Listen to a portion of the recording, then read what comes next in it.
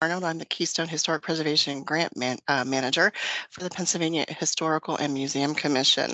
We are presenting today with Alex O'Gorman, our Historic Preservation Property Inspection Coordinator, our module number 3 on the construction category grants of the Keystone Historic Preservation Grant Program. This is actually a re-recording of our module 3 that occurred on January 18th. We've had some technical difficulties, and we wanted to make sure we had a clean version to share with all of our listeners. We had captured all of the questions that were relayed into the chat, and we'll be including that with our recording today. So without further ado, let's talk a little bit about our program today. Our agenda for this webinar will include the eligibility requirements of the Keystone Historic Preservation Grant Program. Most importantly, I'll also share our evaluation criteria and selection process, our funding priorities for the grant program, and give you some helpful tips about how to pull together a competitive application. Finally, I want to share with you what your expectations as a grantee should your project be funded, and we'll conclude with some helpful guidance about our PA share system, which will be utilized as part of your grant management program, or process, I guess, rather. Most importantly, this webinar does not cover using DCED's single application for assistance. I encourage you to seek out module number 2 that we've prepared that really explains how to navigate that application. You can find it on our YouTube channel. And also, if you ever need help and that isn't explained in that module 2, please reach out to our Enterprise eGrants Customer Service Center at the phone number and email address listed adjacent on the slide for questions and problems that you might encounter with that online application. They're available during normal business hours, 8:30 to 6, and their technicians can help you with a myriad of issues that you might be having, including login issues or why your attachments might not actually be uploading. And they can help you far better than Alex and I can. We had a couple housekeeping issues for our webinar that might not necessarily be germane for this, but again, do know that we will be sending out this webinar and it will, to all of our registrations, and also it'll be available on our YouTube channel on January the 22nd. So without further ado, our module today is talking solely about the construction category of the grant program. I want to follow up with some key components of the eligibility of that program. First of all, these are grants that are considered our bricks and mortar grants for projects that meet the Secretary of Interior standards for the treatment of historic buildings. So essentially, if you're planning to hire a contractor who will be making a physical change to the building or landscape, then this is the correct category to apply under. These properties all must be listed in or eligible for listing in the National Register of Historic Places. And the intent of the grant program is to allow public access to historic buildings that receive our grant funding. So it has to be open to the public. Grant awards may be from $5,000 to $100,000 and require a 50-50 cash match. So in other words, if you wish to apply to the PHMC for $100,000, your project at least must be $200,000 in expenses. And remember that we are a state agency or commission, so your project must follow the Pennsylvania Prevailing Wage Act, which might impact the cost of your labor. Please factor in these higher costs as you assemble your budget or estimates from your contractors. The construction category follows a myriad of different construction activities that follow the preservation, restoration, or rehabilitation treatment under the standards. As you can see from the categories on the slide, its focus is for projects that are true capital projects, but they run the gamut of a building or all of its systems needs, from foundations to roof, ADA accessibility, and mechanical systems. If at any time you're unsure about what any of the categories that are listed are, or you can always reach out to the project fact sheet, or excuse me, program fact sheet within the application for further explanation for the potential areas of in your budget categories. You will see that there are a number of activities that are ineligible for our grant program. That includes new construction, and we cannot fund reconstruction projects. So if you have a building that you wanted to recreate, unfortunately, it's not eligible under this grant program. We can fund historically documented missing elements, however. They certainly follow under the rehabilitation or preservation or even restoration standards. Also, work that is considered routine maintenance, like painting, caulking, or even mowing at a historic cemetery, would be considered routine maintenance and not eligible under the grant program. We also can't fund site work of non-historic features, such as parking, sidewalks, or landscape plantings.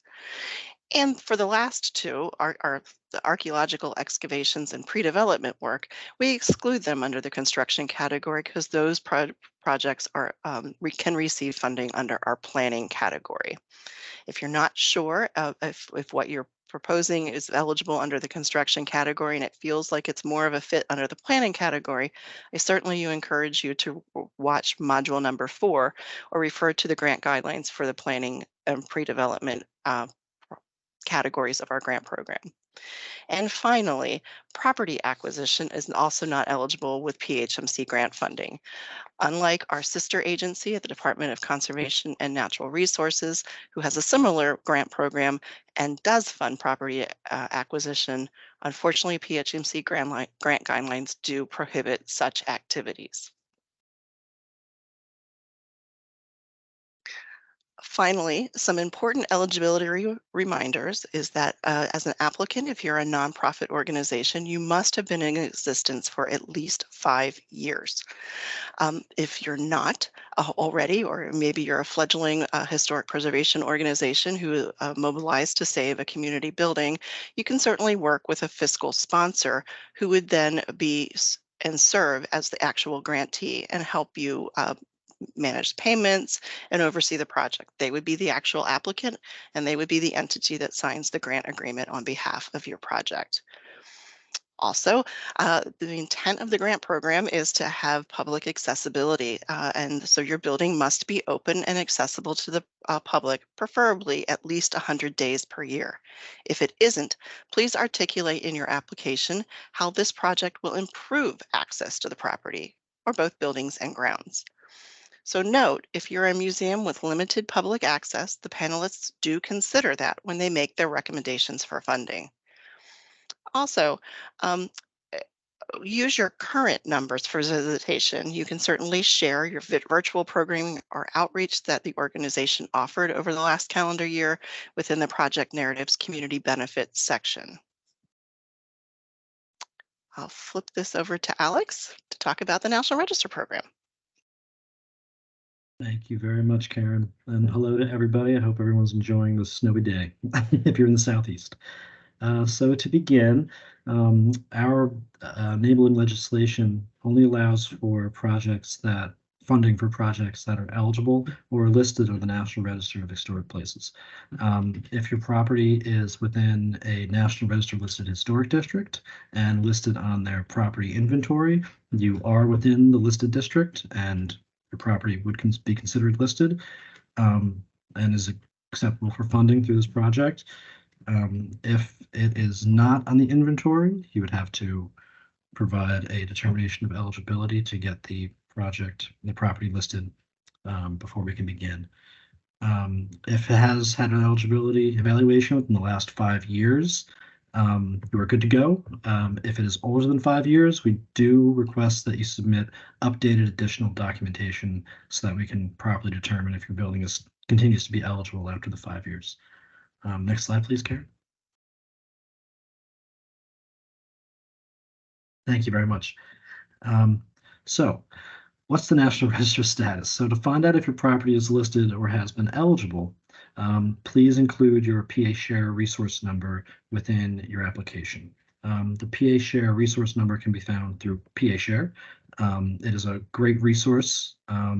If you go to the search function, it searches keywords, partial searches. If you know half the name of your building or half of an address, it will most likely come up in PA Share. If not, Karen and I are here to help.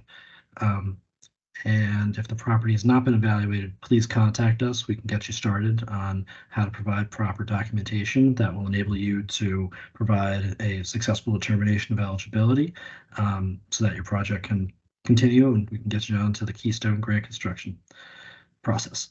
Next slide, please. So all of our questions in regards to eligibility, questions about documentation, questions about what to submit, questions about how to submit, questions about anything should be in by February 5th. That is really a hard deadline so that we can get your application in fully by March 1st. But do not be afraid if your property isn't determined eligible by March 1st. We just have to have all of your project information in for the board to review by March 1st. So that includes a PA resource number, PA share resource number. That includes a proper determination of eligibility, statement of significance, and yeah, by March 1st, so that we can get your project into the board. Board meets around end of April, beginning of May. So again, February 5th for all questions and concerns, March 1st for the deadline. Next slide, please. So if your project, if your building has any one of these plaques on it, please do not automatically assume that it is listed, it's a National Historic Landmark, that it is eligible for listing. These are local historic designations, and they do not, mostly don't comply with the National Park Service's Secretary of Interior standards. If you are unsure, again, reach out to me or Karen, and we can help you evaluate if your project is eligible or if it's listed. But if you see any of these plaques on your building, do not automatically assume that you are eligible. In some cases, you probably are, but don't automatically assume and submit an application and have everything in by March 1st when we could have helped you by February 5th to get the application in by March 1st. So yes, next slide, please. Thank you, Karen. So this is for the National Historic Landmark area. If there's a plaque associated with your building, and you think it is a landmark or anything, again, don't automatically assume. There's only 169 of these historic landmarks in Pennsylvania alone. And your property could be a landmark. You could already know that. You might not, but again, don't automatically assume. Next slide, please, Karen. Thank you. So then the National Register of Historic Places status. So confirm the NR status and the PA Share Research ID. We need that in the application. That's the most important part. And again, we can find this through PA Share. The quick search function features very, very accessible to all. If you Yeah, and it really is. If you just have a small string of a search query, it will pop out your resource most likely.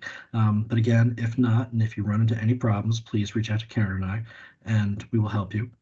And specifically me, my email is listed below. My phone number will be later presented in this presentation, and I'm all open for any help you need from February 5th to March 1st, after, before, anything you need. Thank you very much. Thank you, Alex. If you want, we'll pause for the questions that were asked, and if you want to take it away, if you want to read them to me, Alex, and I'll respond. Sure thing. Thank you so much for bearing with us, everybody. So, the first question is, will these pages be available for us to keep for future reference? And I guess pages is in presentation. Great. Thank you, Alex. Yes, of course, we had sent the PDF out to everyone who had registered to us.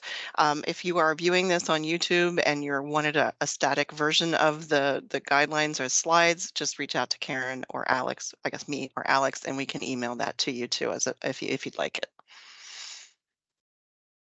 Second question is, does accessible mean the interior must be open to the public, interior of a building? The question is in reference to a historic building that is not open but is approachable and part of a historic scenery. That's an excellent question. Really, the intent of the grant program is to allow public access. Obviously, there are some historic buildings that might be situated in a park and do not have any interior access. But certainly, if there were projects that have a lot of public access and public benefit, they're rated higher in the evaluation process. If not, if you might be able to speak a little bit more about special events that get people into the building. But as long as the area around it is publicly accessible in regular hours or part of tours, it certainly meets the eligibility requirements of the grant program. Great. Next question is, would the replacement of the roof and flagstone base of a property within a park that is on the National Register be eligible for construction funding? And the answer is yes. Obviously, you're hiring a contractor to repair that roof or offer replacement as long as it's replacement in kind of the roof and the flagstone foundation or I guess flooring system, if it's an outside feature, would be eligible under the construction category of the program. Great. Um, Another question. Just to confirm, a building is not automatically a historic building, even if it's located within a historic district.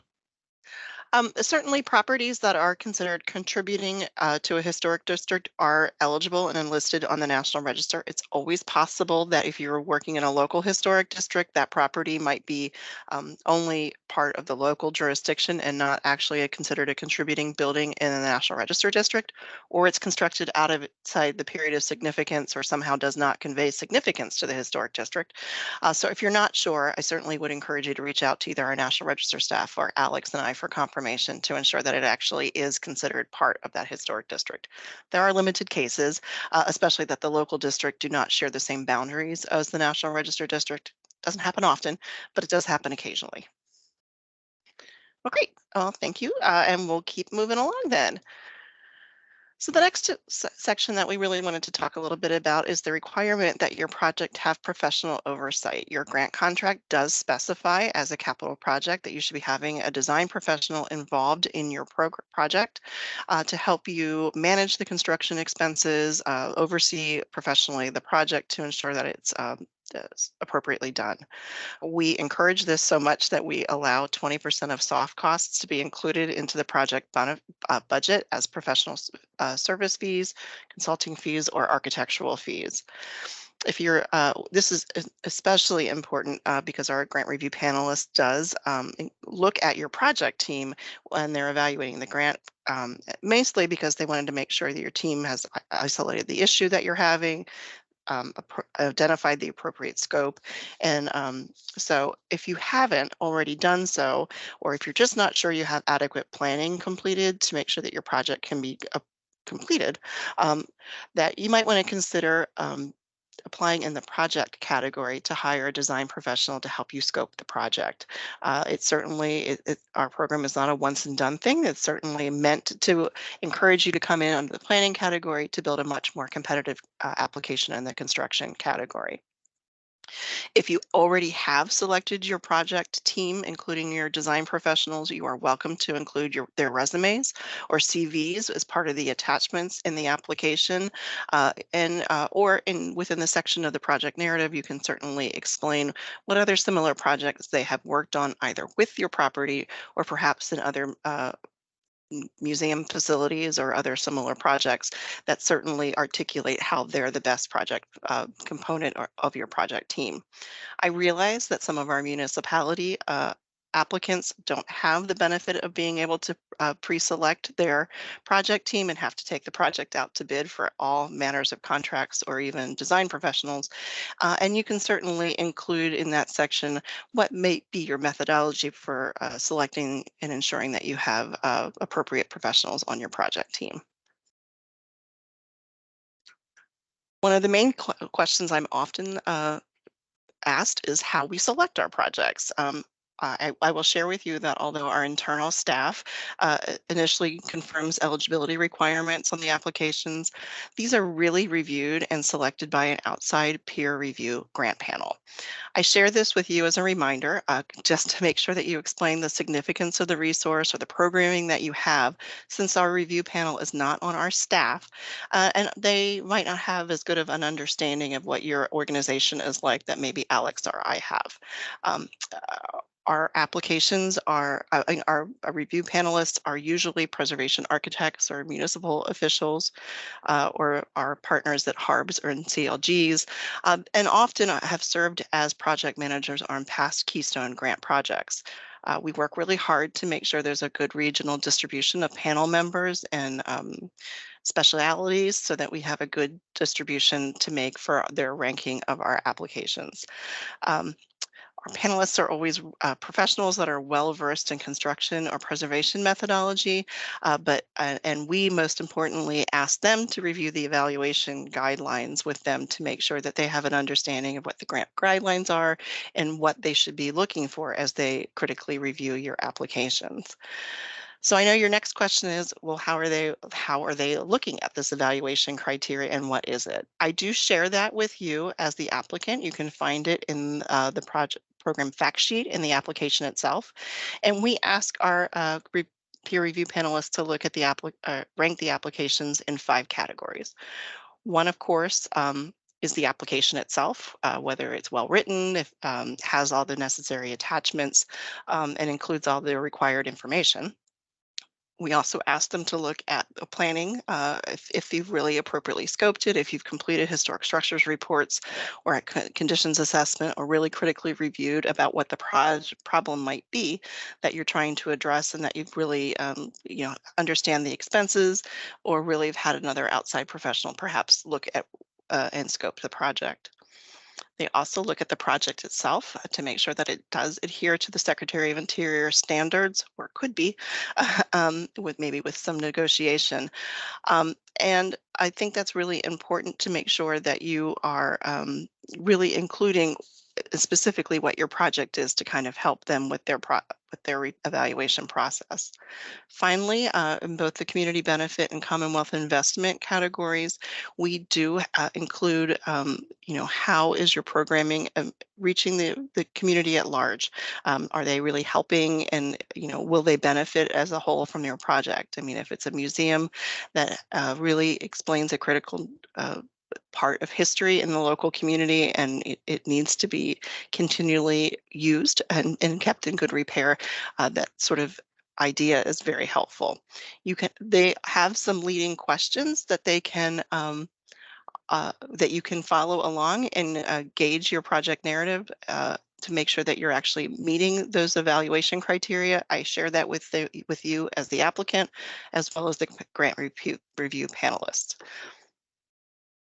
Okay, Alex, our other additional question break. Great. Thank you, Karen. Where is the line between rehab and reconstruction? Certainly, there are set guidelines that were developed by the National Park Service within the treatment standards, and I certainly encourage you to reach out to take a look at those. The rehab standards would be, sensitively repairing missing or deteriorated features.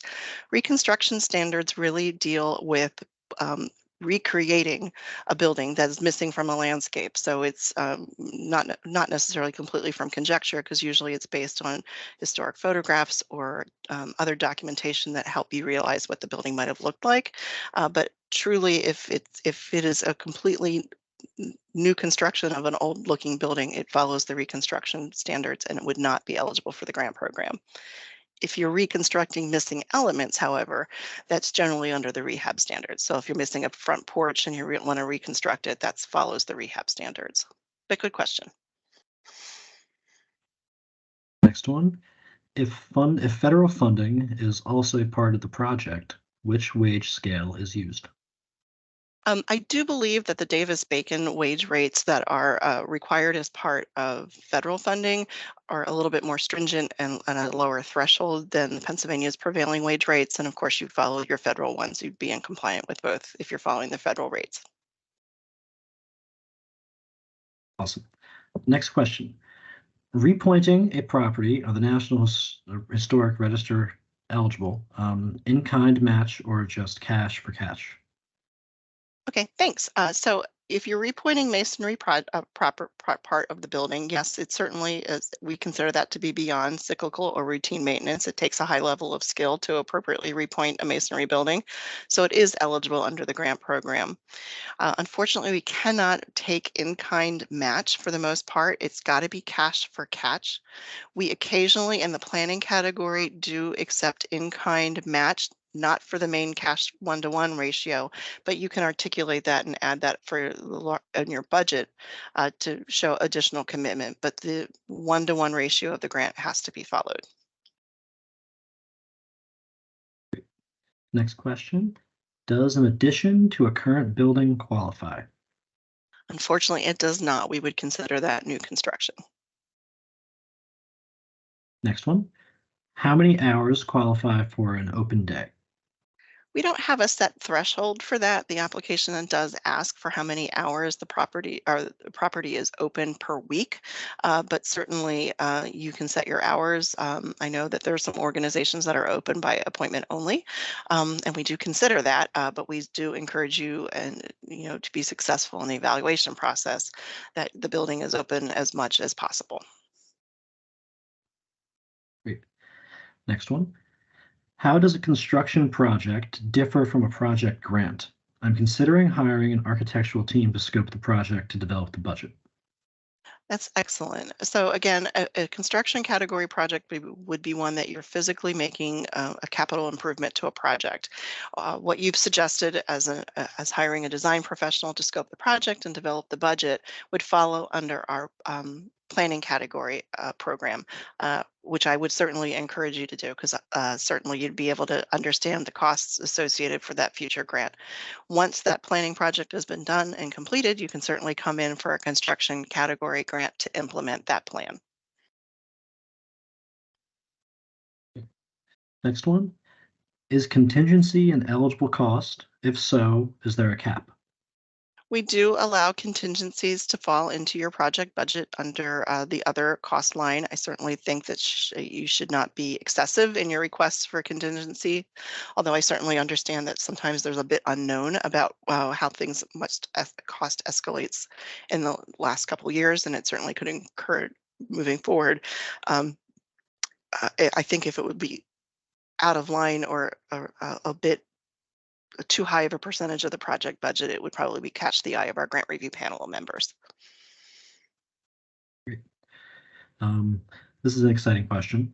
Is there a limit on the number of letters of support you would like to see? Also, is there a new statewide preservation plan we should be considering? I'll talk about the statewide plan in just a few minutes, although I'll leave you a teaser now too. But there is no limit to the number of letters of support. We certainly encourage you to include maybe two or three. Mostly, we see a lot of letters from our state elected officials, and we encourage you to talk to them more selfishly so that they know what is going on in their district and they know of the Keystone Grant Program. But sometimes the more compelling letters of support are ones that are users of your programming or really certainly appreciate the significance of your not only your program or your interpretive projects, but also your building yourself. We are, if you noticed, in the midst of a statewide plan. I'll talk about it in just a few minutes, but our current plan expired in 2023, but we have an extension till the end of 2024, and we're in the midst of capturing public comment that will help us formulate that plan. And I'll talk about that in just a few minutes. Great. Next question. On project narrative, should the history of the site and all included appurtenances be included? Yes, it doesn't need to be extensive, but as I mentioned before, our grant review panel members are from a variety of disciplines across the state and might not be as familiar with your resource. And this is your opportunity to sort of provide a quick summary of its history and its significance. Like why is the County Historical Society or local historical society working so hard to preserve this particular building for instance, and it's helpful to provide a little bit more context about why your project and your property are so important. Great. Moving along.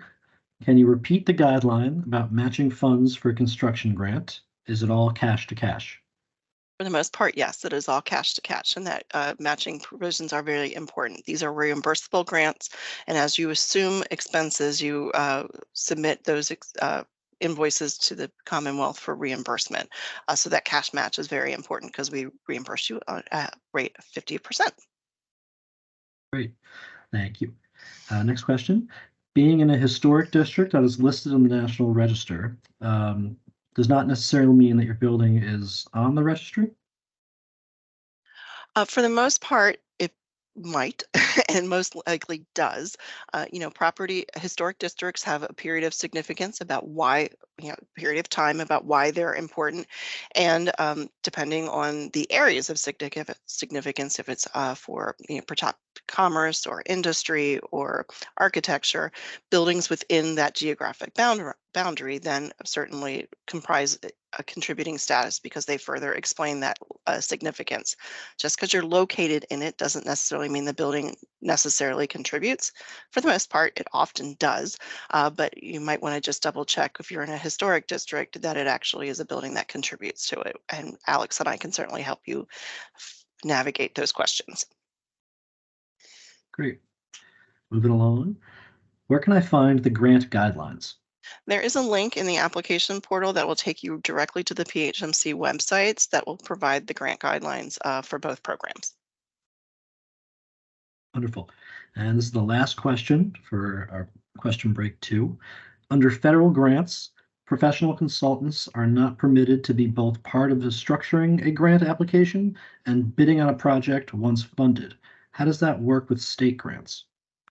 I can't speak for all other state agencies, but within the PHMC ourselves, we think we have a fairly small world and that your design professional or project team that's scoping the project are probably the best and well versed on the buildings or projects need. And we don't exclude them from being part of the future construction or implementation phase of that project. So they can certainly stay with both aspects of your project.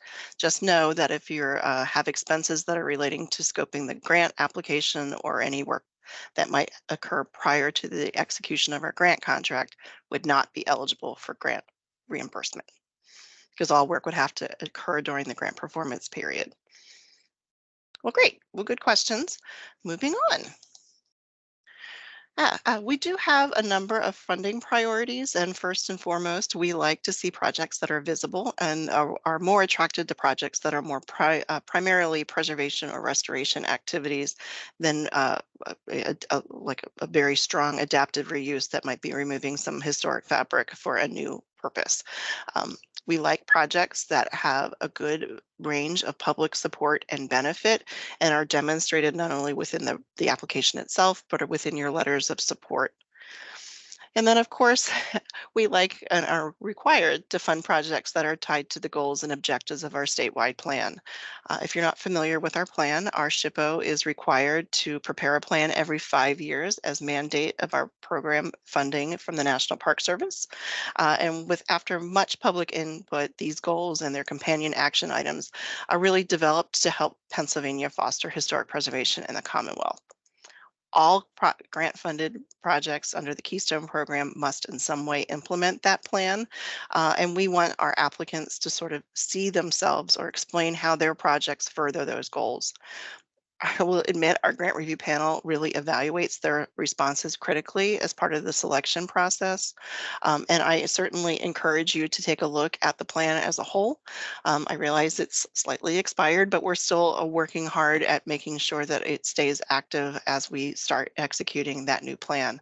Um, I know that you can easily and more importantly, as we foster our new plan, which will be a 10-year plan, which will take us all the way till 2034, we want to make sure that our grant partners are active voices in furthering that plan. So there is a active link which you can find on our website if you're viewing this within the first part of 2024. Please consider taking it. It'll be very helpful as we formulate and move our grant program forward in the next 10 years. But to help you currently, Shelby had prepared this slide a couple years ago that articulates what each of the 4 goals are for the grant historic preservation plan. You can certainly see them. There's some action items underneath it, and these are the common ones that we think our grant program partners often see themselves in. And all you have to do is pick one of these and sort of provide some guidance of how your project really focuses or further implements our plan for us. It helps us both. One of the other funding priorities that came out of the last plan was furthering and strengthening our partners with the Certified Local Government Program. It was one of the key really one of the key action items.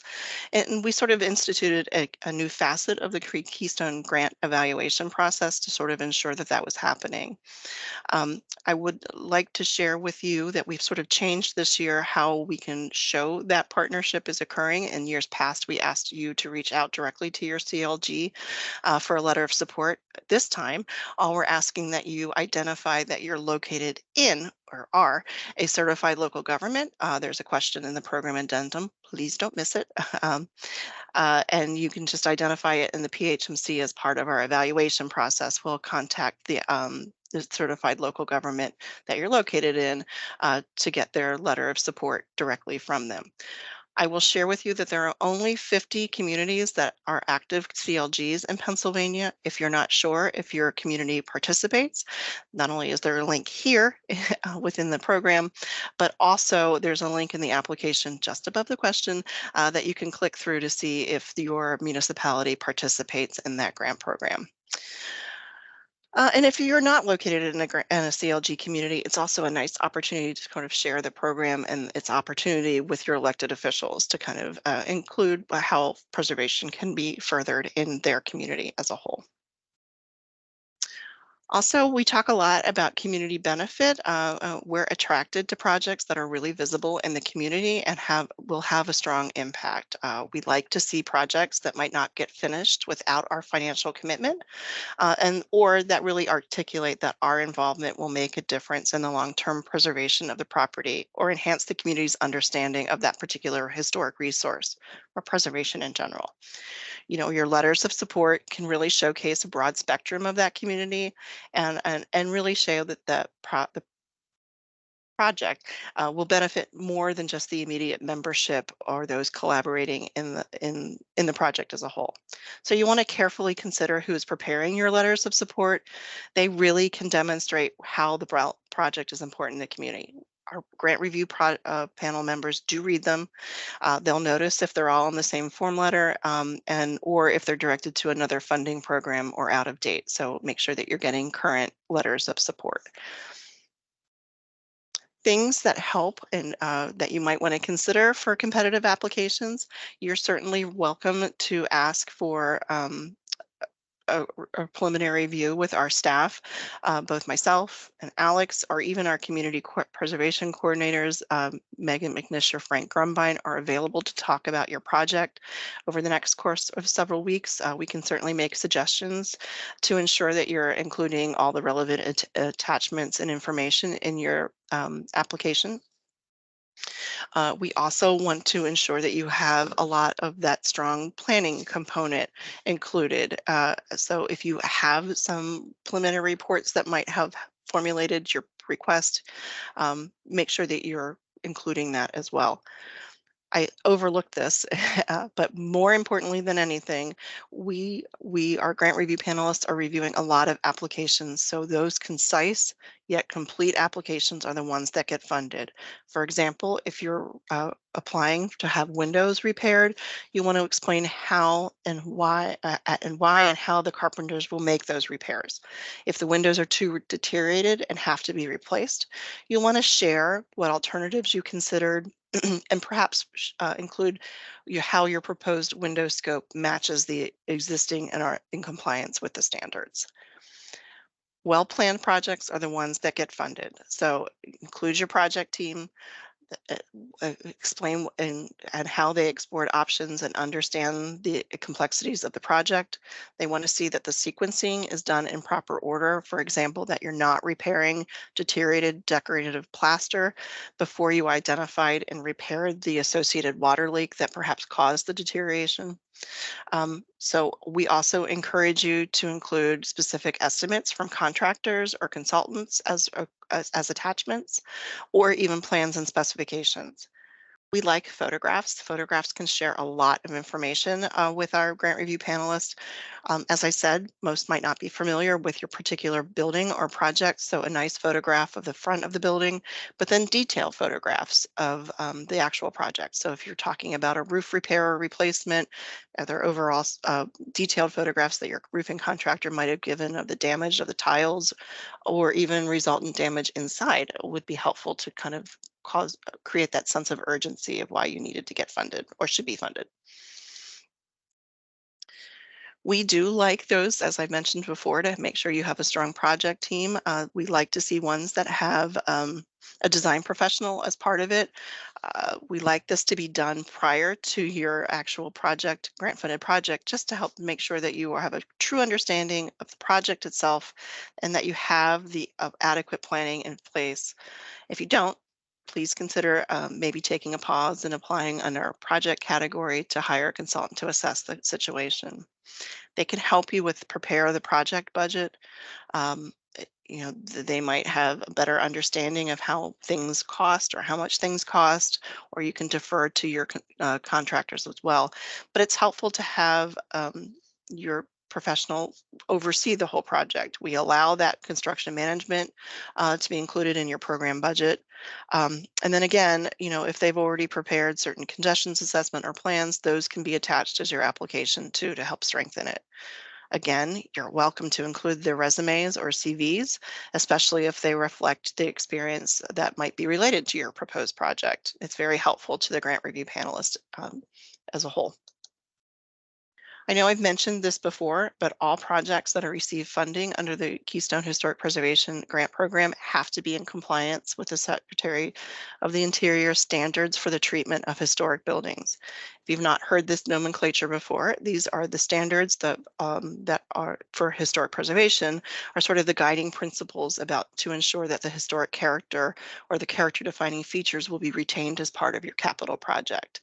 Um, all projects that receive funding do need to be reviewed prior to construction to ensure compliance with the standards.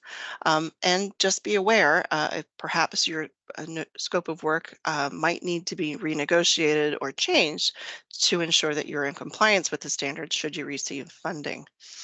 If you're not familiar with them, I have a link here. You can certainly read more about the standards on the National Park Service website. Uh, uh, again, the three eligible treatment options are preservation, rehabilitation, and restoration. And I encourage you to make sure that your application demonstrates how your project is in compliance with the standards within the project narrative or within your supporting documentation. And a final reminder that unfortunately the reconstruction standards are ineligible for our particular grant program. If your project team is not particularly well versed or have some questions related to the standards, of course, you're welcome to reach out to me, but there's an immeasurable amount of guidance on the National Park Service website related to the standards. The Technical Preservation Services Department has a wealth of white papers or preservation briefs that discuss particular instances. I had just shared a couple of the ones on maintaining interior character with a potential grantee this morning. And you can certainly find all of that on their website as well. I want to spend just a minute to talk a little bit about what the expectations are for you if you should be selected for funding. Most importantly, you'll be asked to execute a grant contract with the Commonwealth that will have a performance period of September the 1st of 2024 through September 30th of 2026. Your project may not start until that executed contract date of September 1st. So if you have some mobilization that you want to do that have expenses related to it, just know that you can't submit those expenses for reimbursement if they fall outside of that performance period. Remember that your project, because we are a state agency, will trigger the Pennsylvania prevailing wage rates and other stipulations, so you'll have to keep those in mind as well. As part of your contract process, you'll have to apply for a Pennsylvania vendor number and institute I think it's called automated clearinghouse payments or direct deposits as part of your vendor number submission process. We do prefer that we're not sending out paper checks to you as an organization, but instead that you're having direct deposits done. Helps you with timely payments too, and it certainly helps the Department of Treasury keep down expenses. Remember that this is a matching fund requirement. You do not need to have your matching funds in place at the time of the application. You can articulate your fundraising plan within the application itself, but your matching funds should be put in place by January of 2025. Also, this is a provision that's mentioned a lot in the application and the grant guidelines. As a recipient of Keystone funds, you will need to sign and execute a covenant with the Commonwealth within 45 days of receiving your executed grant contract. And essentially, the property owner is agreeing to that all future work will be done in consultation with the PHMC and will meet the standards that the property will stay in good repair and will remain open to the public. We've updated the terms of this requirement. If you're receiving grants in excess of 50,000, you'll be asked to send a 10-year declaration of covenants that is recorded with a deed. If it's under 50,000, a 5-year unrecorded preservation agreement satisfies this requirement. We will not make any reimbursements until that covenant is signed. Um, if you're not certain that your board of trustees or commissioners or supervisors are willing to execute this agreement, I'm happy to share the document so your solicitors can review it prior to making your application. It's absolutely non-negotiable. So grantees will relinquish the grant award if they're unwilling to comply with the covenant provision of the program. A couple other things. As a grantee, you will be asked to use our PA share system. I know both Alex and I have talked a little bit about it in a few minutes ago about finding your resources, but we also ask grantees to submit their plans and specifications, their quarterly reports and reimbursement requests all through our PA share system. It's very helpful with changing in staff, perhaps of your organization. You'd be able to see what was submitted and by the prior staff as well, and it can be shared with other members of your project team. I don't want to spend too much time on it, but I will encourage you to review module number 2. There's a section towards the end of it that talks a little bit about how to find your resource number, but you can tool around and see a little bit some of the other features that our PA share system would have at the moment, but it's very helpful. We also have some additional helpful links for you about PA share, which you can navigate through these links as well that will help you. It has a staffed help desk if you ever run into problems, but there are a number of tutorials that will help you as well. So we'll pause for our last question break. Great. So the first question, can we submit plans by our architect as attachments? Yes, we certainly encourage you to do that as well. There's a limit to size. I think it's 30 megabytes, but they can be included at the end.